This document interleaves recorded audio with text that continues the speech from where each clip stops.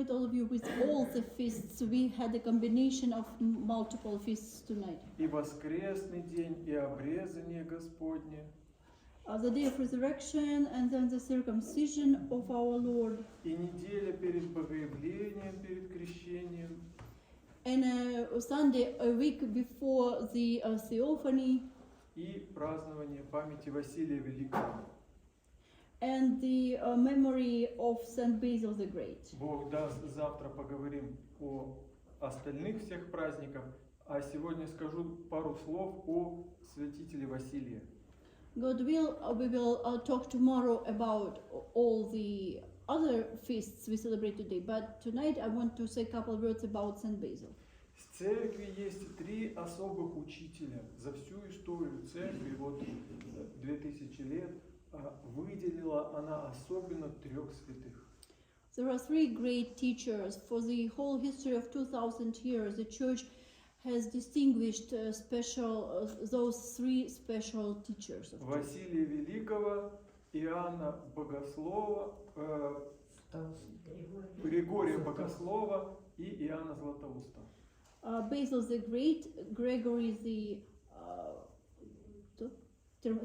theologian, and the John the Chrysostom, right? И сами их титулы, которые церковь им дала, говорят о них многое уже, о каждом из них, в чем каждый прославился и прославил Бога. The titles next to their names tell them about themselves about why we call them like that and why they were glorified in church. Святитель Григорий, он проник в тайны богословия.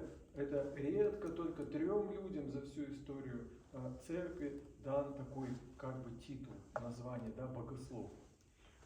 Saint Gregory was able to get into the depths of the mystery of the divine nature of God, and there are only 3 people with the name, we call them theologians. Иоанн Златоуст получил свое наименование Златоуст благодаря своему дару слова, особому дару и красноречию, которому удивлялись все, кто его слушал.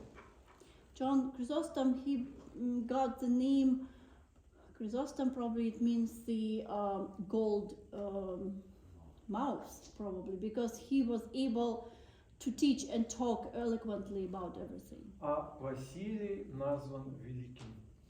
But Basil is called the Great. И благодаря величию своей подвижнической жизни, Because of the great amount of acts and deeds he did during his life. и благодаря тем великим вещам, которых он коснулся в своем учении, в своих писаниях и оставил в наследие для церкви, для And нас. because of all those great things he was able to touch and teach us about and left us as a legacy for all of us. И посреди прочих его творений особое место занимают уставы, подвижнические уставы. Among all his books and teachings, the separate special outstanding place is for какие подвижнические?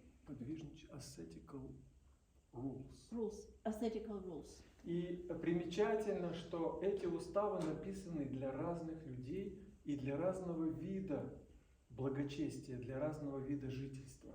What's very outstanding and interesting that those rules, there are many rules and they are categorized by the degree of people's lives, for clergymen, for lay people.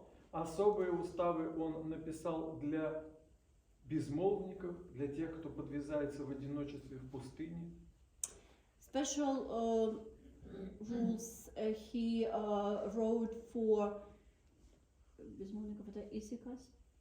Issachar people who stay in silence. И особые уставы для монахов, которые проживают в общежительных монастырях. Special rules for monks living in the Синобия. Synobia. И что интересно, он оставил правила, уставы благочестия для людей, которые живут в миру. It's very interesting that he left the rules for people living in the in the world. И для правила поведения и для детей, и для юношей, и для тех, кто пребывает в браке. There are different categories of rules for children, for young adults, and for people living in the married unions. И я всем очень рекомендую, сейчас это легко найти, можно все оцифровано на интернете, можно найти и почитать, ознакомиться, хотя бы немного прикоснуться к его творениям.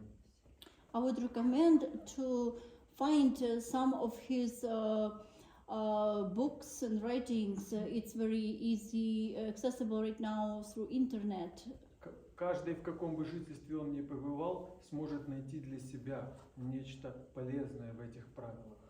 Whatever kind of life you are living, you can find everything suitable and related to your way of living. Потому что именно в правилах, в уставе, по учению церкви и заключается наша духовная жизнь и наша попытка привести в какой бы то ни было порядок тот хаос, в котором находится душа после грехопадения.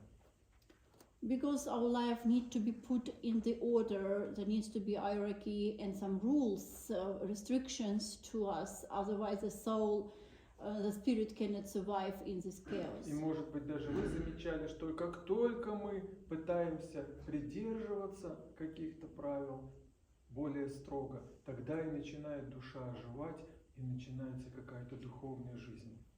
You probably have noticed that when you have tried or try to live a very strict or more stricter life than normal, you experience the grace of God on you. А как только мы оставляем строгость правил и начинаем течь по течению, тут же все у нас начинает разваливаться, и мы находим себя в состоянии падения.